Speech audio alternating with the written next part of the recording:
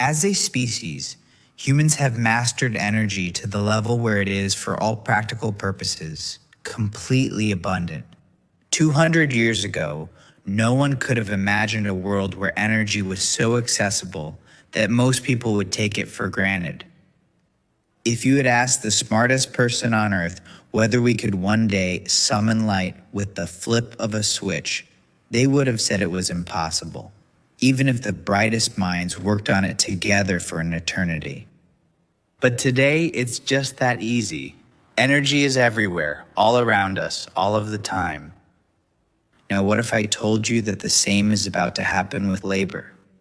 We are standing at the gates of a future where the work needed to build the products we use, the services we rely on, and even the chores in our homes will be as effortlessly accessible as energy is today, enabling you to explore new frontiers and focus on what makes you truly human. Thank you.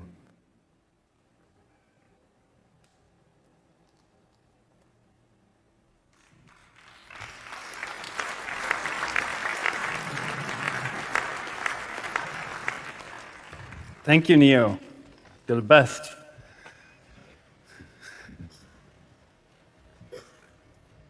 It's an amazing machine, right? Yeah. So, I spent the last decade of my life working on building humanoid robots like Neo. Robots that will hopefully soon be able to do almost anything that we could imagine. Now, whether this is helping you with the dishes, helping you do your laundry, or whether this is helping your aging grandma, there's never really been a time better for robots. We have an aging population in need of help, and we have a large labor shortage across most of the global economy. And there's much, much more. But even more importantly, to me, these robots, they promise something greater than just the ability to solve the problems of today. They can solve things that we cannot do today. They can give us back things like time. And as these systems and AIs now become both physical and agentic, we can start to work towards a future where we actually have an abundance of labor. We can start towards lifting humanity out of this constant battle over scarcity of resources and create a world where everyone has what they need. And I think that will, to some extent, actually redefine what it means to be human. But since, I'd say, around year 1400, when Leonardo da Vinci made the mechanical man, that to me is kind of like the first example of a humanoid robot, these things have been mainly a thing of science fiction, not reality. But this is changing. The robots, they're actually here. And when I say here, I don't necessarily mean in videos. They're actually here in our homes. At least if you work at 1X, where I work, where we now have them in quite a few homes throughout the company. And already later this year, I hope some of you guys will have it in your home and join us on this journey. So that means Neo is now part of my daily routine. So it does some of the chores around the house. Some of this is autonomous. Some of this is done through remote operation as it's learning. And I talk to it. I treat it kind of like a butler, like a companion. It's part of the family. And I think it's actually incredibly interesting to also see how this social dynamic develops. Because this is, of course, incredibly useful and fun to have it do stuff I don't want to do around my home. But it's also really fun to see the beginning of, like, what will this relationship be between man and machine as these AIs become physical. Now, like I said, the hardware, it's actually here. It took us about a decade of very hard work, but also many people that came before us a lot of time to do the foundational research for us to now finally be able to build a machine that can do almost anything that a human can do. But it begs the big question, of course, when will they be fully autonomous? When will they actually become truly intelligent? And what is the path that will actually take us there? And I think this will be very obvious in retrospective. They need to live and learn among us. We actually need to take these machines and we need to adopt them. We need to put them into our society and let them learn just as we do. So the general convention has been, or general wisdom, that robots, they're going to first happen in factories.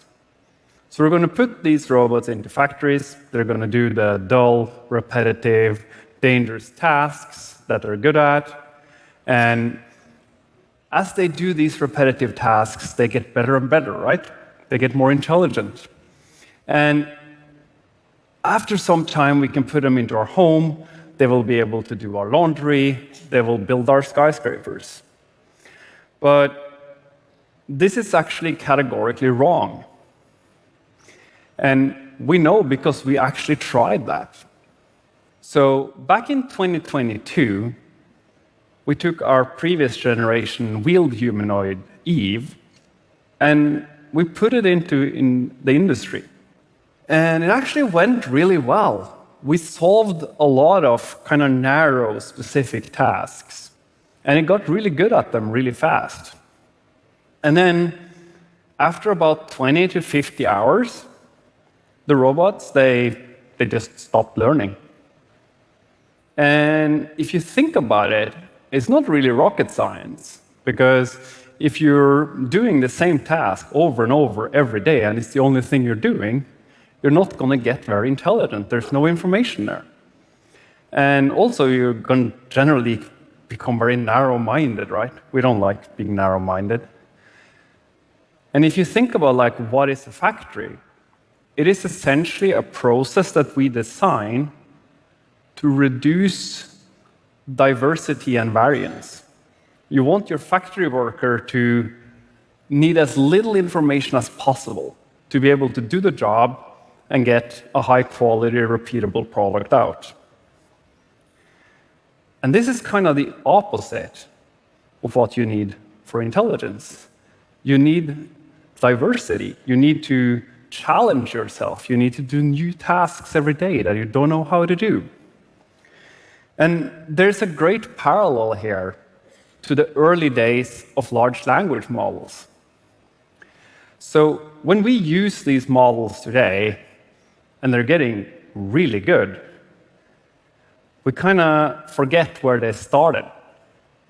They started with a lot of people trying to make very narrow models.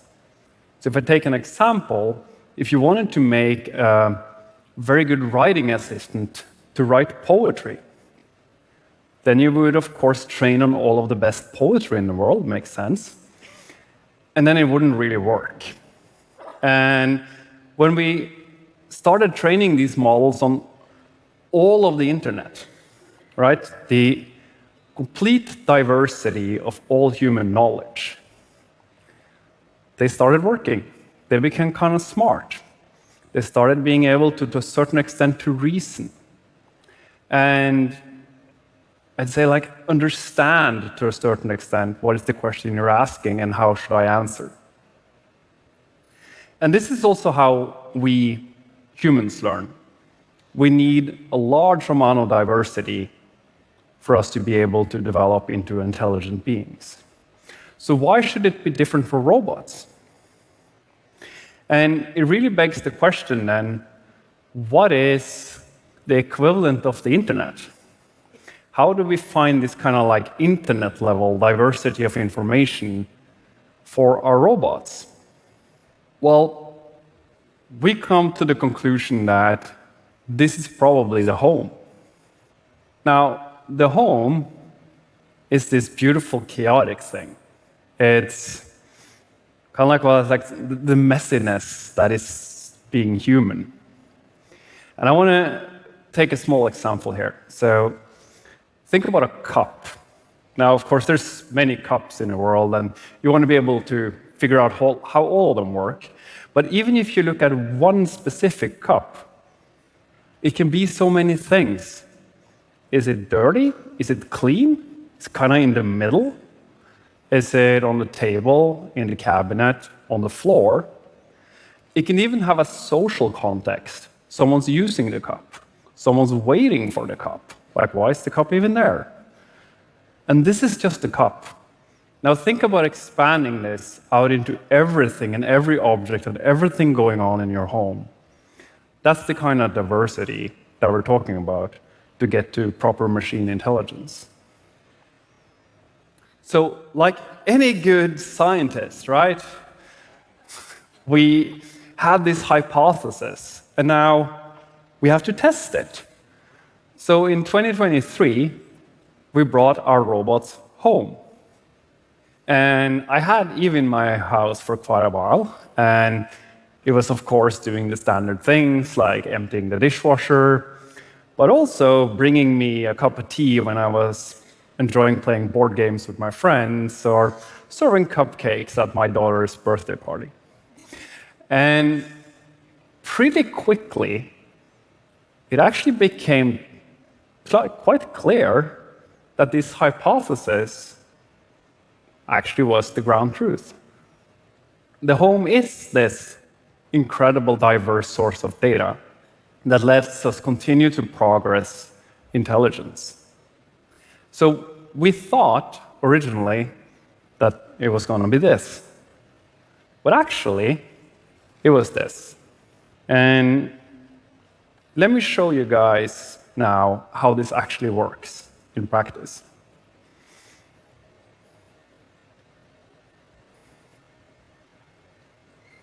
Oh, thank you, Neo. You're doing a good job. It's a bit noisy, but hopefully you can still hear me. So what you see here now, of course, is just a subset of tasks that Neo can do.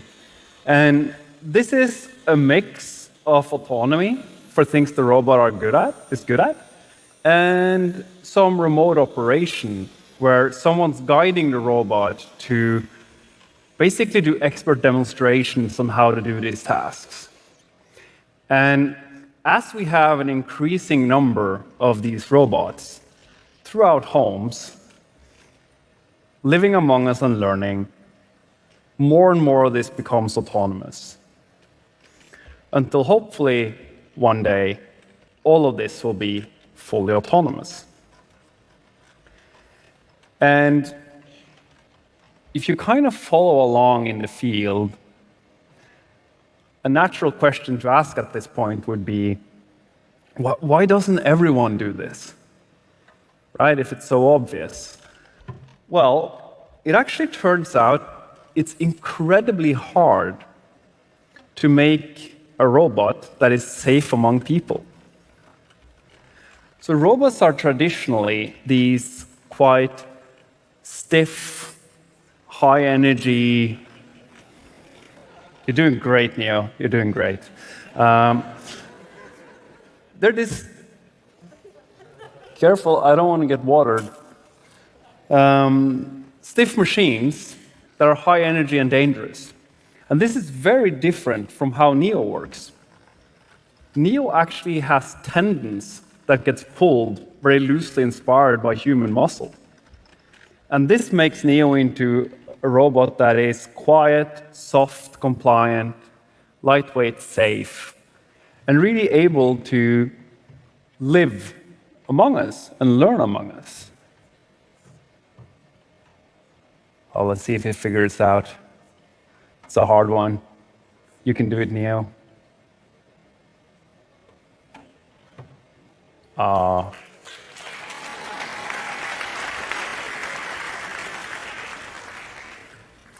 said it, he's the best, right?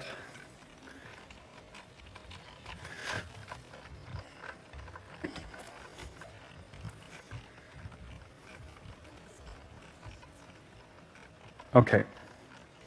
So this is still, of course, incredibly early. We're all the way in the beginning of this journey. But I do hope that in not so long, just like we take energy for granted around us, we will be able to take labor around us for granted. And we might soon not even remember the day where there wasn't always like a helping hand available for anything we wanted to do.